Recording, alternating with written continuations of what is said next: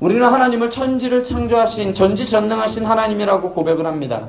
그리고 우리는 하나님을 우리를 사랑하시되 자신의 생명을 십자가에 못 박으리만큼 우리를 사랑하시는 하나님이라고 고백하고 믿어요. 하나님이 전능하시다면, 정말로 하나님이 뭐든지 다 하실 수 있는 하나님이라면, 하나님이 정말 우리를 사랑하신다면 도저히 이해할 수 없는 일들이 너무나도 많이 일어나곤 합니다. 마치 하나님이 안 계신 것 같아요. 계신다고 해도 하나님이 정말 전지전능할까? 무능한 거 아니야? 전능하신다고 하여도 그러면 우리를 나를 사랑하지는 않겠지.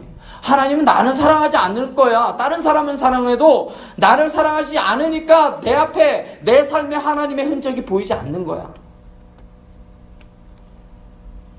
마치 이런 일들이 우리에게 너무나도 많이 일어난단 말이에요. 그리고 얼마나 자주 있는지 몰라요. 심지어는 지금도 그 일을 겪고 있는 사람들이 있어요. 우리에게 있어서 가장 큰 문제는 하나님이 전지전능하신 분이 아니라는 게 문제가 아니에요. 더 큰 문제는 뭐냐면 그 하나님이 보이지 않는다는 거예요. 하나님이 보이지 않고 하나님이 느껴지지 않아요. 그보다 더 심각한 것은 하나님이 보이지 않는 것이에요. 심지어 하나님이 숨어 계신 것 같아요. 오늘 본문 말씀에 보면 욥도 이렇게 시작합니다. 오늘도 라는 말씀이 있어요. 오늘 말씀 2절 첫 부분에 보면 오늘도 내게 반항하는 마음과 근심이 있나니 라고 이야기를 해요. 여러분, 이 오늘도 라는 말에는요 무엇이 있냐면요, 사실은 이 안에 지금 계속 나의 현실은 계속해서 고통과 고난뿐이라는 얘기예요. 욥이 탄식은 저절로 나오는 것이에요. 왜냐하면 너무나 고통스럽기 때문입니다. 2절을 새 번역에서는 이렇게 이야기합니다. 오늘도 이렇게 처절하게 탄식할 수밖에 없다니라고 번역을 해요. 탄식하는 거예요. 욥의 고통은 지금 당장 있는, 근데 이 고통이요 지금 당장으로 끝나는 게 아니에요. 현재 진행형의 계속이에요. 언제 끝날지 모른다라는 거예요. 언제 끝날지 모르는 기약 없는 이 고통이 계속된다라는 거예요. 그 고통이 얼마나 큰지 2절 하반절에 가면 그의 고통을 하나님의 심판으로 인한 것이든 아니면 자신이 무력함이었든지 욥은 짓눌려 있었고 그의 삶은 비참했다고 표현하고 있어요. 그런 욥이 바라는 것이 딱 하나 있었습니다. 그것은 바로 하나님을 만나는 것이에요. 나 한 번만 하나님 만났으면 좋겠다.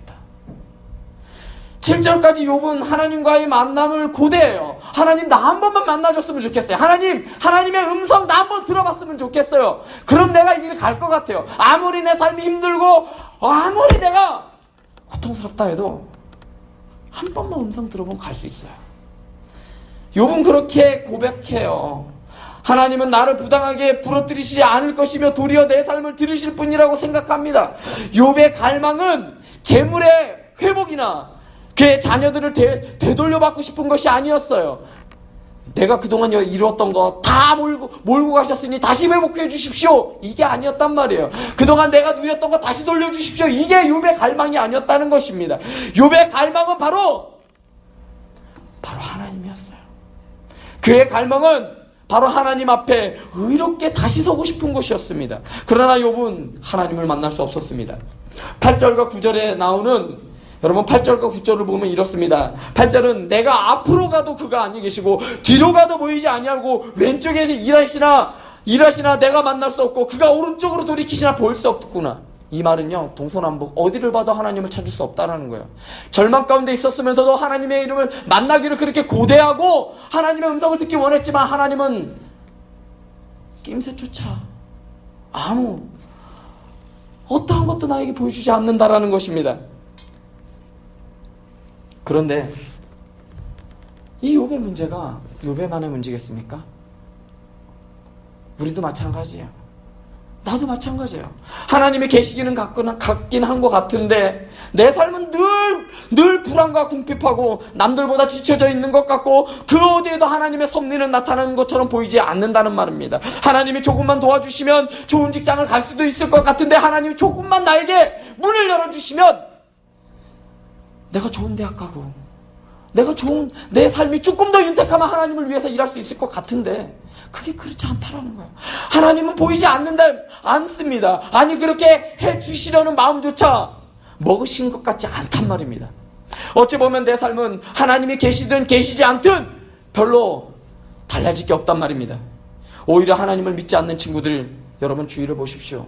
어떤 친구들은 나보다 더 성공했어요.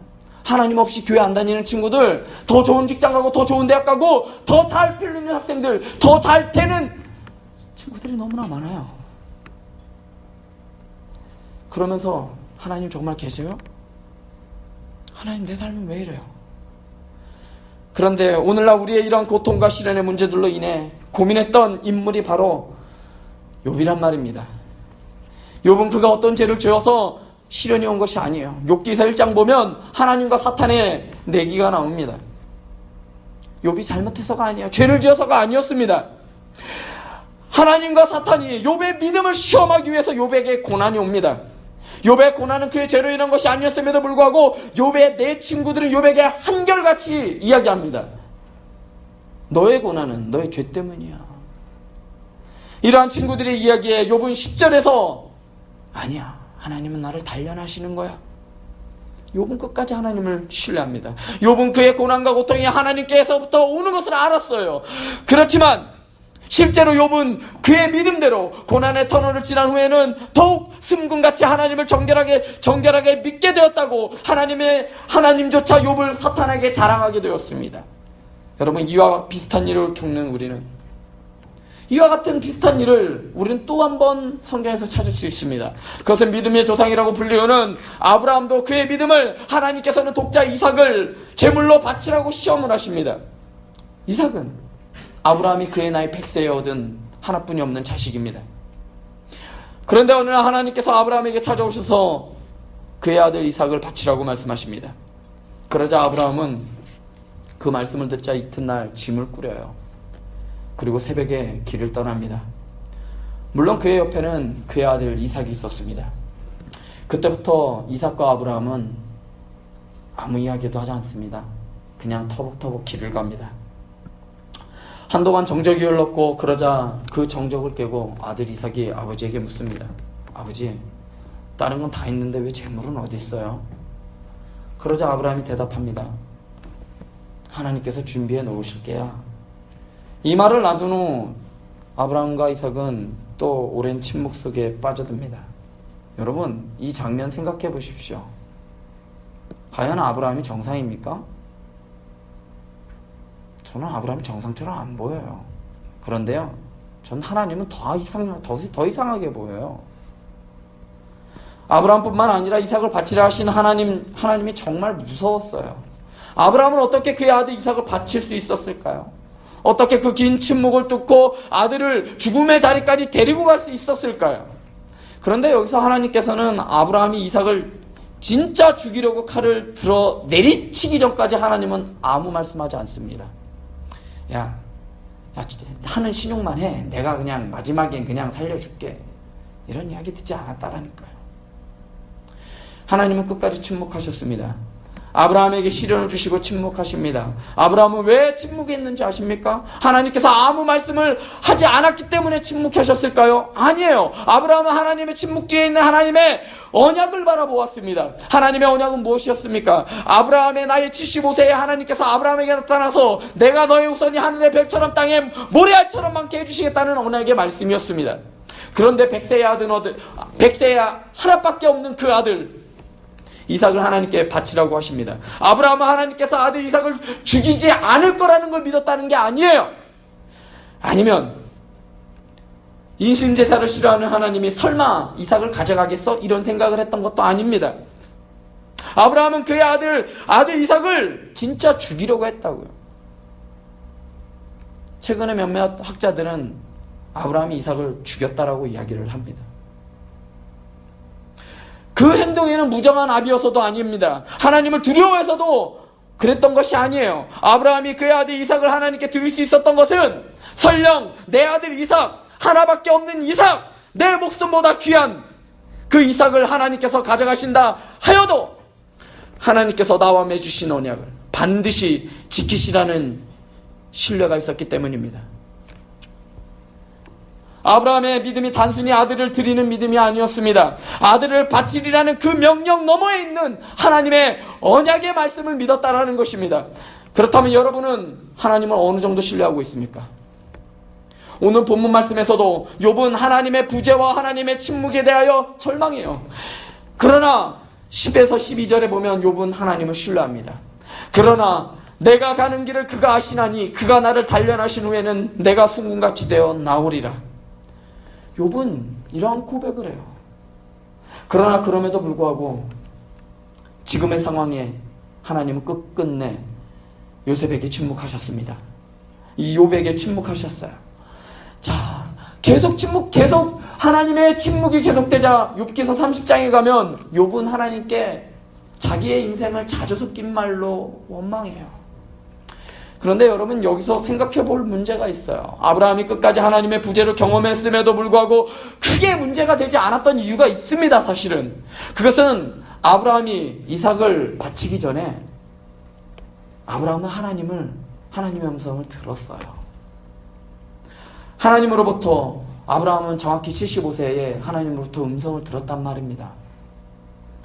하나님께서는 너의 후손을 바다의 모래처럼 하늘의 별처럼 큰 민족을 이루게 해줄 거야.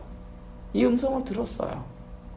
이 말은 지금 당장 이삭을 바치라고 하셔서 바치지만 내게 약속하신 하나님을 끝까지 신뢰하면 지금 당장은 자식 없는 슬픔, 무자식으로 내가 슬프겠지만 결국에는 하나님이 그 약속을 이행하실 것이라는 그 신뢰가 담겨져 있었단 말입니다. 그런데 그 밑바탕에는 하나님의 음성을 들었기 때문입니다.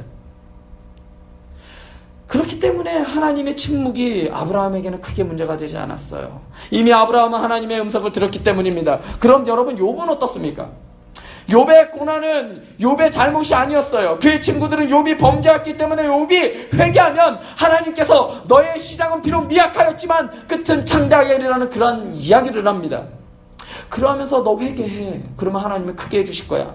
그러나 욥의 고통은 죄로 인한 것이 아니었어요. 회개할 것이 없었습니다. 그럼에도 욥의 삶이 완전히 망가져 버렸기 때문에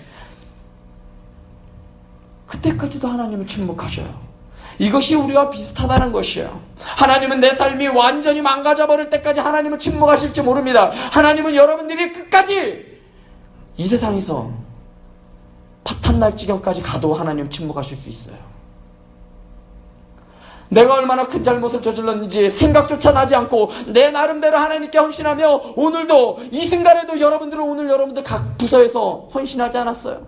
자기의 열정과 정성을 들여서 하나님께 헌신했음에도 불구하고 또한 누구보다 지금 이 순간에서 하나님의 도움이 절실함에도 불구하고 하나님은 끝까지 여러분들에게 아무런 미동조차 안 할 수도 있습니다. 섬뜩하고 안타까운 말이지만 이것이 현실이고 사실입니다. 처음에 얘기했던 김흥겸이라는 청년이 그의 삶이 마치는 순간까지 하나님의 침묵에 분노했고 결국은 회복하지 못했습니다. 여러분, 역사를 통해서도 이러한 사실은 나타납니다. 600만이라는 유대인들이 가스실에서 죽어가고 있을 때 그들은 끝까지 누굴 찾았는지 아십니까? 하나님을 찾았어요. 우리 조상의 하나님, 나를 살려주십시오. 우리를 왜 이곳에 만들어주셨습니까? 하나님, 살려주세요. 벽을 긁으며 손가락에 피가 나도록 그 벽을 긁으며 죽어갔어요. 그런데 하나님은 어떤 음성도 그들에게 들려주지 않았습니다. 그런데 우리도 그렇지 않습니까? 내 삶의 하나님은 방금 지나간 것처럼 하나님의 흔적도 보이지 않고 매일매일 알바를 하지 않으면 생활비를 걱정해야 하는 친구들도 생활비를 걱정해야 하는 청년들이 여기에 있지 않습니까? 방학 때 아르바이트를 3개, 4개를 떼어야 등록금을 겨우 마련할 수 있고 어찌어찌 학원을 갈 수 있는 친구들이 여기 있지 않습니까? 직장과 구제기 문제로 정말로 나의 삶의 절실한 문제들을 가지고 하나님께 몇 날 며칠을 하나님께 절박하게 눈물로써 기도했는데 왜 하나님은 끝내 아무런 응답도 주시지 않느냐는 말입니다. 주위를 둘러보면 하나님을 믿지 않는 친구들이 나보다 더 잘 되는 것에 보이고 정작 매주일 교회 나와서 밤마다 부르짖고 온몸이 부서져라 봉사하는 청년들에게는 하나님은 침묵으로 일관하는 것처럼 보인단 말입니다. 교회는 나오지 않아도 크게 성공만 하면 그것이 하나님의 축복인 것처럼 모든 교인들로부터 부러움받는 모습을 볼 때마다, 현수막이 나부낄 때마다 박탈감이 걸린단 말입니다. 상실감이 커져서 하나님, 왜 내 삶은 이 모양입니까? 하나님, 왜 내 삶에는 침묵하고 계셔요? 왜 난 이것밖에 만들어주시지 않습니까? 이런 생각이 들지 않느냐는 말입니다. 우리의 삶이 욥과 비슷한 것처럼 보이지만 욥기서를 자세히 보면 욥은 결국에 하나님을 만납니다. 하나님의 음성을 듣습니다. 그리고 회복합니다. 결국에는 하나님께서 욥을 회복해 주셨고 그가 가지고 있던 것보다 더 많은 것들을 욥에게 허락하셨단 말입니다. 그런데 여러분들은 어떻습니까? 그러나 우리는 지금도 내 삶에 하나님의 음성은 없습니다. 하나님의 흔적도 없고 아무것도 없습니다. 이것이 우리가 느끼는 심각한 문제입니다. 그러면 우리는 어떻게 해야 할까요? 여러분들 어떻게 해야 할 거예요? 아브라함도 하나님의 음성을 들었어요. 욥도 하나님의 음성을 들었습니다. 욥기서 38장 가서 욥은 하나님과 대면을 합니다. 욥과 대면하신 하나님은 자주 하던 욥에게 두 가지 질문을 하십니다. 계속해서 여러 가지 질문을 하지만 두 가지 패턴의 질문을 합니다. 너는 이것을 아느냐? 그리고 다른 하나는 너는 무엇을 할 수 있느냐였습니다. 이 두 가지 패턴의 질문을 통하여 하나님께서는 욥에게 이렇게 말씀하십니다. 하나님께서는 나는 전지전능하신 하나님이고 또한 너의 인생 또한 내 손 안에 있다라는 말씀을 깔려주십니다. 욥은 그래서 회복해요. 결국 전능자 하나님을 만난 욥은 하나님께 끝까지 신뢰하며 그의 삶이 회복되는 놀라운 은혜를 경험하게 됩니다. 우리도 하나님의 음성을 들으면 아브라함처럼 욥처럼 하나님의 음성을 한 번이라도 들으면 제대로 믿을 것 같지 않습니까? 하나님의 음성 한 번만 들어보면 정말 잘 믿을 수 있을 것 같은데, 하나님께서 아브라함처럼 나에게 언약을 맺어주신다면 나도 이삭을 바치는 정도는 아니어도 내 평생 하나님의 성전을 떠나지 않고 믿음으로 내가 열심히 이 길을 걸어가며 순종하며 봉사하며 갈 수 있을 것 같은데, 그런 마음이 여러분들에게도 있지 않습니까? 아니면 하나님께서 어떤 징조라도 보여주시면 아무리 고통 가운데 있다 할지라도 견딜 수 있고 어떠한 고난이 찾아온다 해도 흔들리지 않을 자신이 있는데 여전히 하나님은 우리에게 아무런 말씀도 하지 아니하시고 침묵으로 일관하고 계십니다. 그런데 그런 마음이 여러분들에게 있었던 것만은 아니에요. 저한테도 그런 마음이 있었어요. 그러나 저는 이제 그런데 어떠한 핑계도 될 수가 없습니다. 하나님, 왜 내 삶은 사방에 우겨쌈을 당하는 이런 삶의 연속입니까? 라고 저는 따질 수가 없습니다. 내 삶이 평안해져서도 아니고 저의 삶이 여유가 있어서도 아닙니다. 너무나도 명백하고 너무나도 확실하여서 전혀 핑계댈 수 없게 되었단 말입니다. 그 이유는 바로 하나님의 말씀 때문입니다. 아브라함과 욥은 단지 하나님의 음성만을 들었지만 우리는 하나님께서 직접 말씀이 육신이 되어 이 땅에 오셔서 우리와 동행해 주셨고 우리에게 친히 말씀해 주셨고 우리를 위하여 십자가에 달려 자기 살을 찢으며 우리에게 이렇게 말씀하십니다. 내가 너를 사랑한다 말씀하셨습니다. 자기 몸을 내어 죽으시며 내가 너를 위해 기꺼이 나를 버린다 말씀하셨고 하나님의 그 크고 놀라운 사랑을 너무나도 명백하게 우리에게 보여주셨기 때문입니다. 하나님의 말씀이 우리에게 있습니다. 단지 음성으로만 들었던 그들과는 다르게 하나님의 형상이 되어서 하나님이 이 땅에 오셔서 우리에게 무엇을 하셨는가를 우리는 명백히 알 수 있단 말입니다. 단순히 음성으로서가 아니라 말씀이 육신이 되어 이 땅에 오신 임마누엘의 하나님, 너와 함께 하실 것이다, 내가 너와 영원히 있을 것이다 라고 말씀하시는 그 임마누엘의 하나님이 지금도 여러분들과 함께 계신단 말입니다. 그렇기 때문에 나의 출세를 보장해주는 그 음성을 듣는 것이 나의 삶의 목적이 아니라 확정된 죽음 아래 있던 우리를 영원한 죽음의 저주 아래 사탄의 종노릇 해야 할 우리가 다시는 죄 아래 있지 아니하고 하나님의 자녀의 권세를 누리며 살아가게 하시는 그 하나님의 구원의 은혜를 우리는 말씀을 통하여 본 바요, 들은 바요, 믿은 바입니다. 그런즉 이 일에 대하여 우리가 무슨 말하리요? 만일 하나님이 우리를 위하시면 누가 우리를 대적하리요? 자기 아들을 아끼지 아니하시고 우리 모든 사람을 위하여 내어주시니가 어찌 그 아들과 함께 모든 것을 우리에게 주시지 아니하겠느냐. 누가 능히 하나님께서 택하신 자들을 고발하려 의롭다 하시는 하나님이시니 누가 정죄하려. 죽으실 뿐만 아니라 다시 살아나신 이는 그리스도 예수시니 그는 하나님의 우편에 서신 자여 우리를 위하여 간구하시는 자신이라. 누가 우리를 그리스도의 사랑 안에서 끌으리요. 환난이나 공고나 박해나 기근이나 적신이나 위험이나 칼이라. 그러나 이 모든 일에 우리를 사랑하시는 이로 말미암아 우리가 넉넉히 이기느니라. 아브라함과 욥은 그러한 하나님의 은혜를 경험해보지 못했어요. 아브라함과 욥은 그런 사랑이 있는 조차 듣지도 못했어요. 아마 그들은 상상조차 하지 못했을 거예요. 하나님이 나를 위해 이 땅에 오신다고? 구약에 있는 사람들은 알지 못했어요. 그러나 우리는 하나님의 사랑을 경험할 수 있게 되었습니다. 그렇기 때문에 이제 저와 여러분은 우리의 형편과 상황과는 상관없이 하나님이 나의 삶에 말씀을 하시던 안 하시던, 하나님이 침묵을 하시던 그 어떠한 불평조차 할 수 없는 것입니다. 아직도 하나님의 부재로 인하여 마음이 무겁습니까? 아직도 하나님의 침묵으로 인해 고통스럽습니까? 아직도 하나님 나에게 좀 말씀해 주십시오. 여러분 이런 간구함이 있습니까? 하나님 내 삶을 조금만 변화시키길 바랍니다. 조금만 변화시켜 주시기를 여러분들 원합니까? 여러분들 하나님은 이렇게 말씀하십니다. 내가 너를 사랑했다. 우리는 하나님의 위대한 고백 앞에 서 있습니다. 저와 여러분이 이제 더 이상 내가 얼마나 가지고 무엇을 얼마나 더 가지고 있느냐, 얼마나 좋은 직장에 다니느냐, 얼마나 높은 지위에 있느냐, 내가 무엇을 할 수 있느냐, 내가 무엇을 소유했느냐에 관심을 두지 말아야 할 것입니다. 우리가 관심을 두고 살아가야 할 것은 하나님의 그 위대한 사랑 앞에 어떻게 반응하며 살아가야 할 건가를 여러분들 고민하며 살아가실 수 있는 여러분들 되실 수 있기를 바랍니다. 이 시간 우리 같이